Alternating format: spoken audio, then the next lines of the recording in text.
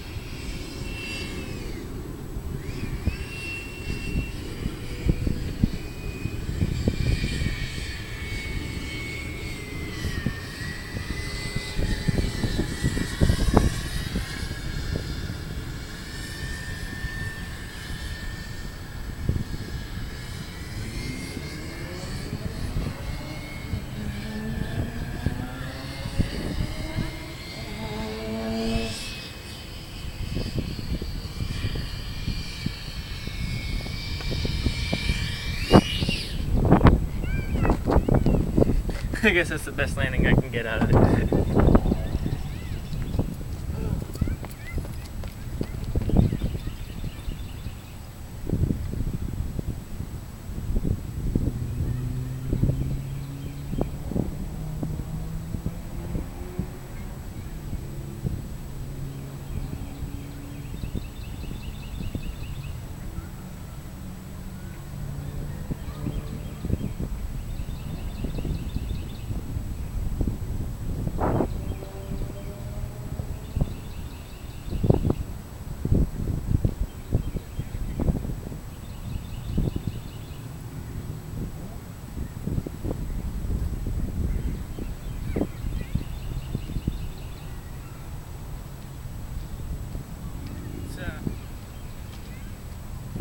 Actually a beautiful flyer, more so than I expected.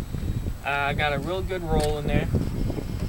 She's got a wide wingspan, of course, so it's got a lot more lift dependent variant on it, so rolls are much more difficult, and she can't do a lot of high speed because of that wing surface, of course, drag. But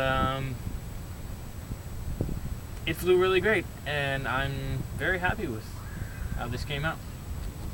Like I said, it's just a scratch build off the top of my head. I mixed two planes together that I find quite awesome, and it flew.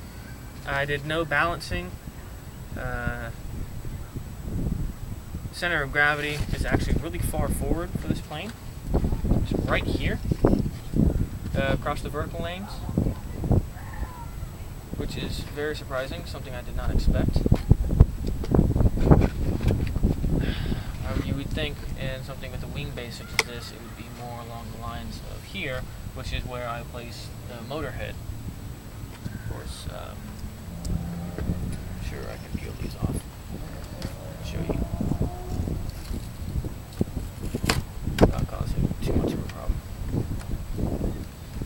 Generally, tape sticks back. Tape on.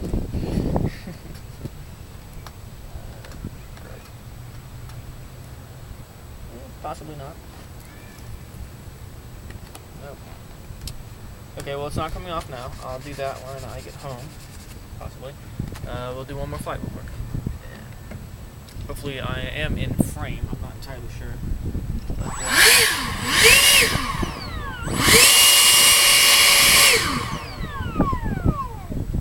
One other thing, before I do this next flight, she's got a lot of stab. I mean, the vertical control here is ridiculous. I think I'm going to have to cut these down because the pull is crazy. But I was fighting the wind a lot up there, and that'll probably help me increase my speed. It's actually really light. This is Dollar Tree ply foam, single sheet. It's literally $1 per sheet, and the sheets are I want to say this big, so 2 foot by 1.5 foot. They're very pliable, flat ground landings, and didn't even dent it. I did a nosedive the first land, and it did a little bit of a compound fracture in the front, bent it up. I'll have to glue that back, but it held up really nice. Which, ooh, hear the storm coming. I was trying to get out here for the calm before the storm. You know, believe it or not, that works here in Florida. But I didn't get the calm so much. So let's do one more run on this. I forgot where I was going. Oh, okay. In the openings here, I follow the F-35 format, which has a dip in, and this is 2 square inches worth of surface area on both sides, opening for the duct, which gives me 4 inches total fan surface. This motor, you can see here, it's 65 millimeter. It requires 5.5 inches for intake surface. Of course, I thought, if you can see on the canopy here, this cutout up and down, that's air venting release to go across the battery and the ESC. Of course, keep them cool. It's vital. But I thought that would compensate for my extra air intake, but it's seeming it's not. This plane, this motor and the ESC I got originally out of